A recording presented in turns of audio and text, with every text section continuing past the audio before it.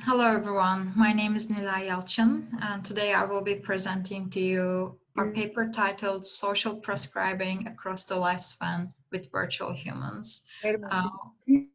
Please start over because you were muted and we didn't get to hear what you said. Okay, yeah, sure. Hello everyone, my name is Nilay Yalçın. Today I will be presenting to you our paper titled Social Prescribing Across the Lifespan with Virtual Humans.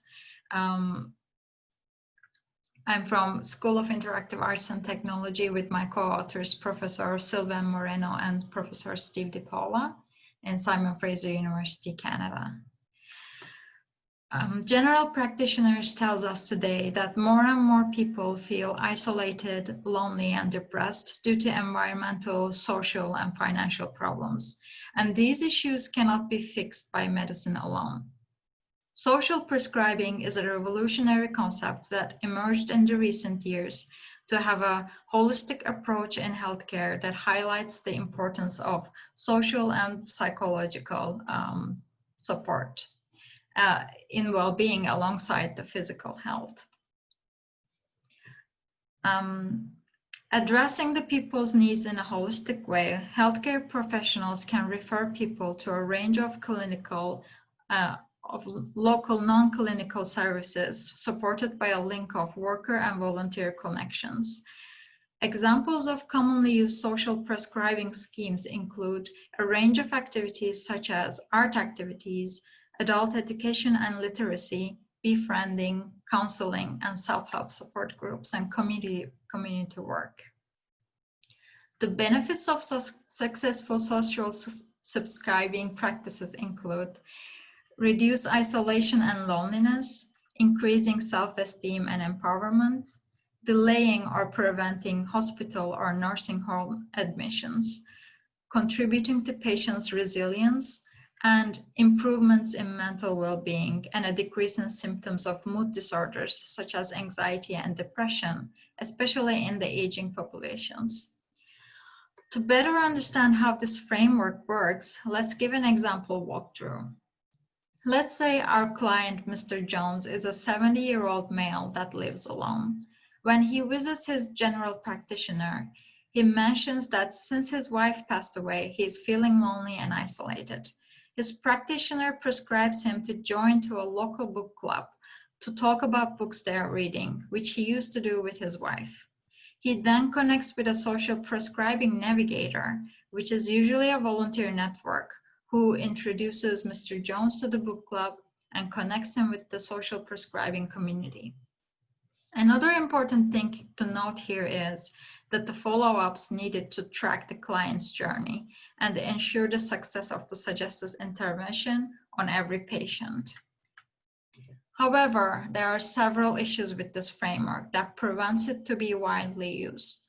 On the caregiver side, the initial training of the patients, follow-ups, organization and management of referrals can be time-consuming and costly and often requiring consistent help from volunteers.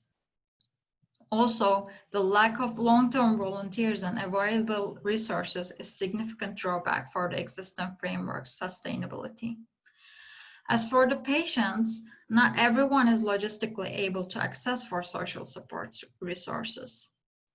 Unlike medicinal prescriptions, the diversity and availability of patient-specific solutions are dramatically differing based on where the patient resides and how frequently they can travel and whether they can cover the costs or not.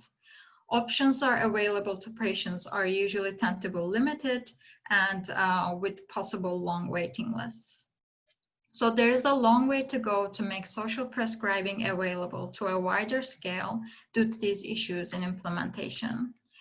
So we propose to use assistive technologies and especially embodied conversational agents to make social prescribing accessible to the masses. This paper and presentation introduces our system we are implementing to support the social prescribing networks. We chose conversational interaction to provide easy and natural interaction and focus on effective interaction capabilities of our agent to be able to have an engaging and long-term interaction with emotional support. And lastly, we will talk about how to use this system with AI technologies to provide a variety of social prescribing solutions that can be personalized. We believe that our system and systems like these can alleviate some of the issues social prescribing is facing today. Here, you see an overall architecture of our agent, Empath, and a picture of our 3D avatar, and you will understand in a minute why he is so messy. Empath is implemented as a 3D embodied human-like avatar that can maintain an emotional conversation. The interaction scenario includes a face-to-face conversation similar to a video conference setting, with audio-visual input and output modalities. The inputs received from the user are processed in real time in the perceptual model to extract their affective and linguistic properties. The perceptual module includes a speech recognition and face recognition system, where the recognized text and face is then processed for emotion recognition. These recognized emotion and user response is then sent to the behavior controller. The controller includes a conversational interaction component to understand the user's intention, emotions, and traits, and a dialogue manager coupled with a knowledge-based system that is tailored to the desired interaction scenario. We also have empathy mechanisms to ensure matching emotional feedback and a user model to allow for long-term personalization while storing the patient's preferences. Controller then uses the input it received to create the appropriate agent's response. The dialogue's overall goal is to understand the user intent, create a user model that includes mood and personality, and then apply it to the preferred social prescribing solution. Lastly, the behavior manager takes the prepared response from the controller, which should include an intended emotion as well as the sentence the agent to utter, to create a synchronized real-time behavior in the behavior realizer. Here we are using the smart body as to consume the message created by the behavior manager, but we are also developing a Unity-based behavior realizer for easy online deployment. So overall, Empath alone can be used to empower and support the patients in their social prescribing journey by providing them related information and empathic interaction support. It can conduct surveys and daily conversations with the user to track progress of the user long term. However, for the use case scenario, we wanted to expand our system for an arts prescribing framework.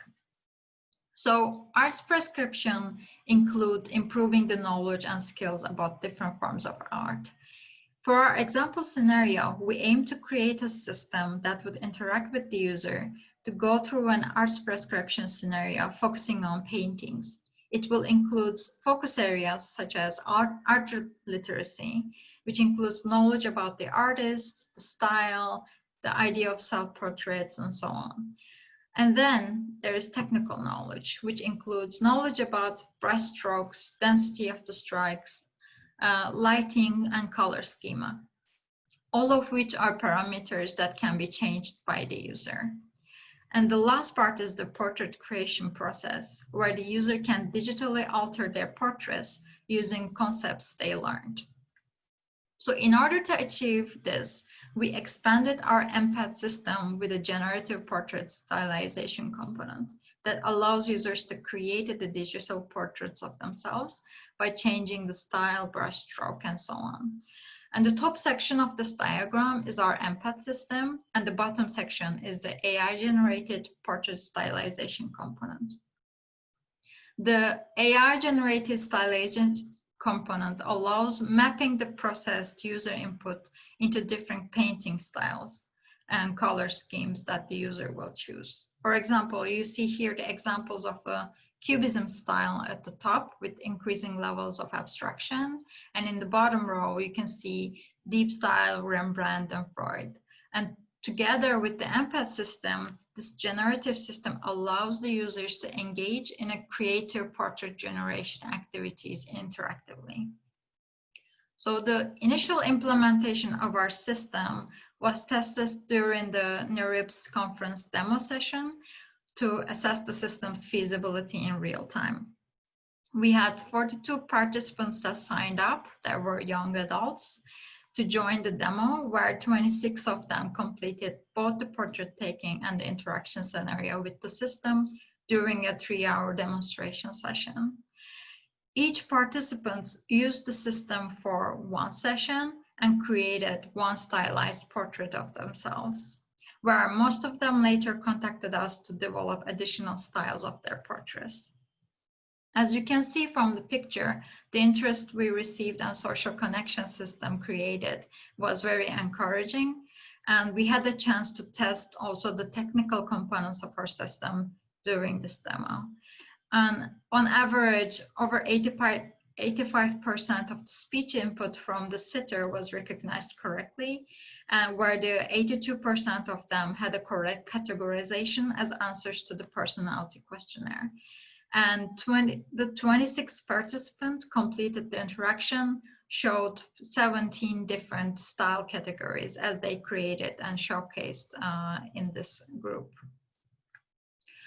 For the next step of the design and evaluation plan, we are partnering with Digital Health Circle and Brockhouse Society, which is actually an activity center for seniors in Vancouver, Canada.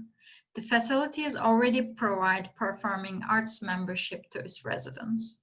And we will evaluate the feasibility of our system and examine the design needs with qualitative and quantitative studies. There are still many unknowns with such a framework, as it's a very novel idea. Therefore, we need to systematically examine the needs of our stakeholders for a virtual agent system for social prescribing with the focus of older adults. The study will be conducted adopting a user-centered desired approach by employing individual interviews with older adults, professional caregivers, and volunteers in care facilities that work on art therapy sessions. It will include a qualitative needs assessment study and quantitative questionnaire to explore the perceptions, attitudes, and expectations of a virtual assistive companion designed to provide social arts prescribing.